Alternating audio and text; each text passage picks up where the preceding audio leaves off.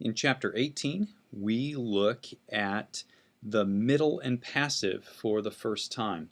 Across the tense forms, we have both active and middle and passive forms, just as we would in English. And Mounts notes this in his text, that an action can be done by the subject or come upon a subject. Done by the subject active, middle or passive, it comes upon a subject. Well, let's just review for a moment the components of a verb. Three items together form a verb: the stem, the connecting vowel, and the personal ending. Remember that the lexical or dictionary form is the first person singular, present active indicative, and we begin verbs with a discussion of the present because that's the lexical form. We've already thought about the active present: luo, lues, lue, luamen, luete, luusi, luusin.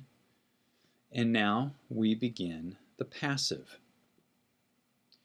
Present, middle, and passive indicative. And here is the paradigm that we will need to memorize. This will be one of several that we just have to be committed to memory. Notice the personal endings. That's the key here. Fourth column from the left, second column from the right. Personal endings. My, psi, tai, metha, sitha, untai. These just need to be memorized. My, psi, tai, metha, sitha, untai. Notice the connecting vowels correspond exactly to the rules we've noticed already. Mu or nu. Personal endings beginning with those letters require an omicron. All others require an epsilon. So you see that pattern reflected here. The one nuance is the second singular passive. The present, middle or passive, indicative second singular. Psi, the sigma drops out. Epsilon and alpha contract, and according to Rule 5, what do they contract to? They become eta, the iota subscripts. This is really a pretty easy chapter. Once we have an understanding that Greek is about memorizing some basic grammar rules, and that those rules are sort of like building blocks that help us to, or instructions that help us to assemble words.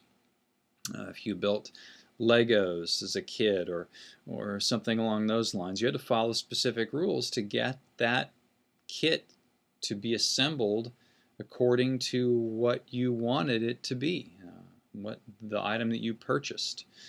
And so that's what we're doing with Greek. We're noticing the parts and how those parts fit together. Here, personal endings. Luo, lues, lue, luamen, luete, luusin, oes, amen, ete, usin, but remember nsi is the actual ending. My, psi, tai, metha, sitha, untai. That psi contracts to an eta with the iota subscript. These need to be committed to memory such that you could recite them morning, noon, night. Oes, amen, ete, usi, nsi, my, psi, tai, metha, sitha, untai. There's one more note that we have to fill in regarding present tense form verbs. We've discussed active and middle passive, but there's another nuance here, and this will come up in a couple other tense forms as well. Deponent verbs. These are verbs that are active in meaning, but their lexical form is middle passive. Normally, the lexical form is present active indicative. These are the exceptions. There aren't many, but they need to be remembered. The deponent verb has various sections, just as the active and middle and passive do. Stem, connecting vowel, personal endings. But just keep in mind that personal ending looks passive, my, but we translate this active, erchomai, I come or I go, not I am come to or come upon. Some parsing practice would be helpful, I think.